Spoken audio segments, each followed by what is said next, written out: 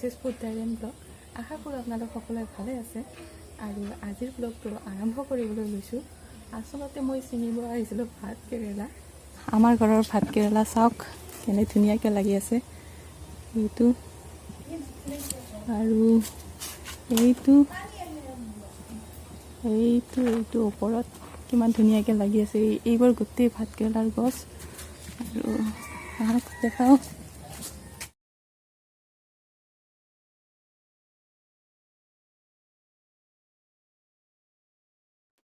আৰু এইবোৰ গোটেই ভাত কেৰেলাৰ গছ।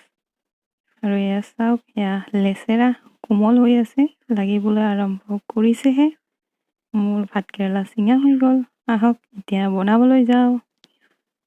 আজি বনাবলৈ লৈছোঁ গাহৰিৰ মাংস। এয়া গাহৰিৰ সেইখিনি উতলাই পেলাই আকৌ ধুই লৈছোঁ। সেইখিনি লৈছোঁ পিঁয়াজ আৰু আদা নহৰু আৰু এইখিনি পানীলাও আৰু আলু কাটি থৈ দিছোঁ। এইখিনি মাংসটোৰ লগত বনাম। তো আহক তেন্তে আমি বনাবলৈ আৰম্ভ কৰোঁ। নিদিওঁ কাৰণ গাহৰি মাংসত তেল থাকেই। অকণমান দিছোঁ।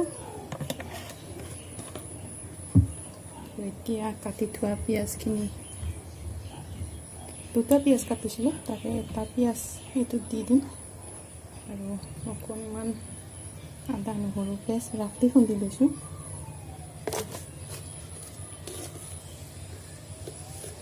আৰু এতিয়া দি দিছোঁ নিমখ,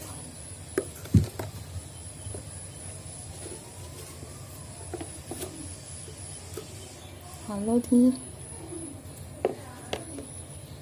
আৰু এতিয়া দিছোঁ অকণমান এইটো মেগী মছলা। এইখিনি ভালদৰে সানি ল'ম। বাচনটো অকণমান সৰু হৈ গ'ল, একো নাই, লাহে লাহে সানি থাকিম।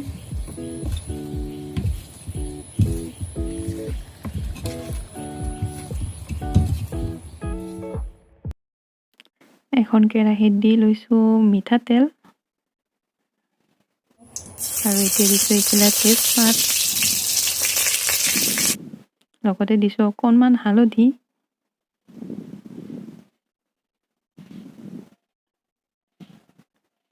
আৰু এতিয়া দিছোঁ পিঁয়াজ।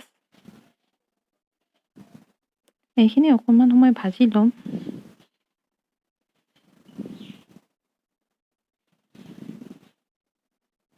আৰু এইখিনি অকণমান ভাজ খালে ইয়াতে দিম আদা নহৰুৰ পেষ্ট।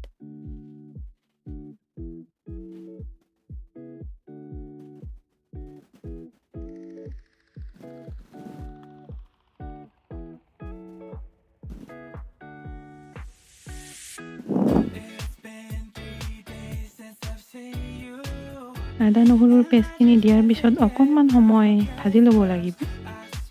আৰু এতিয়া দিছোঁ বইল কৰি থোৱা মাংসখিনি। যিহেতু মাংসখিনি মই আগতে বইল কৰি লৈছোঁ, সেইটোৰ কাৰণে ইমান সময় নাভাজিলেও হৈ যাব।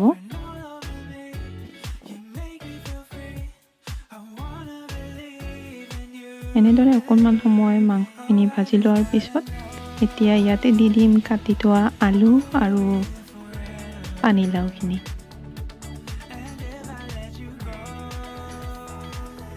সেইখিনি দিয়াৰ পিছত আকৌ অলপ সময় ভাজি ল'ম।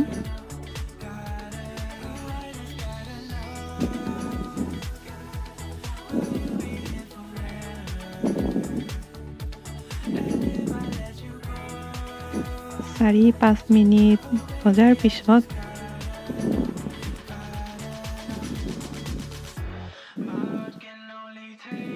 এতিয়া ইয়াতে দি দিম কুহুমীয়া গৰম পানী।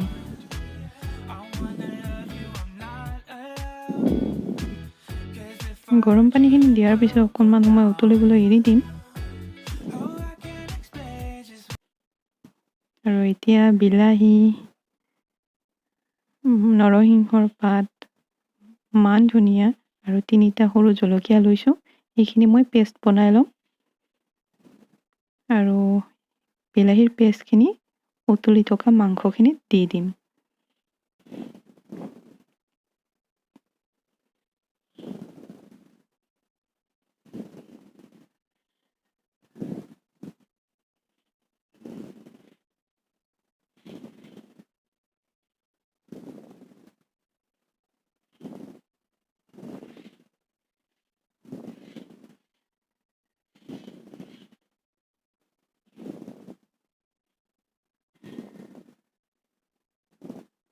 মাংসখিনিত মই জিৰা, ধনিয়া আৰু অকণমান গৰম মছলা দি দিলোঁ, কিন্তু সেইখিনি মোৰ দেখুওৱা নহ'ল।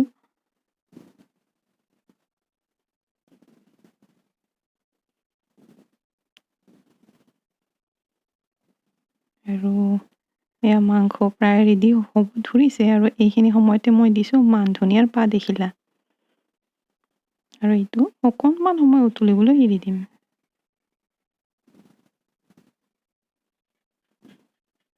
আৰু এয়া মোৰ মাংস ৰেডি হৈ গ'ল। মই গেছটো অফ কৰি দিছোঁ।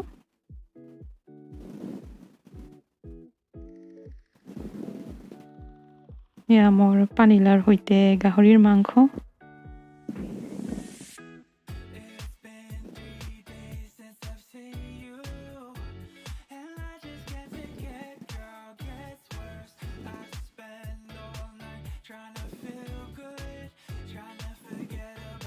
মোৰ আজিৰ থালিখন ৰেডি হৈ গ'ল।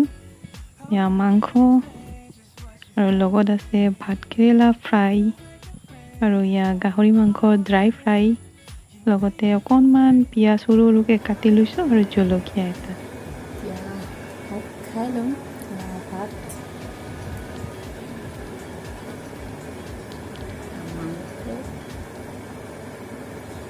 মাংসটো টেষ্ট কৰি চাওঁ।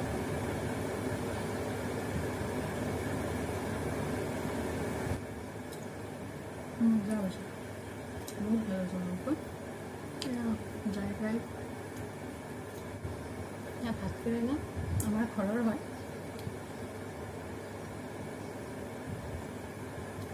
very tasty.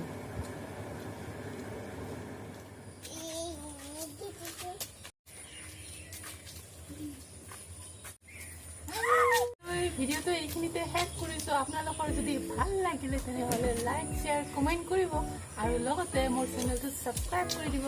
Bye bye.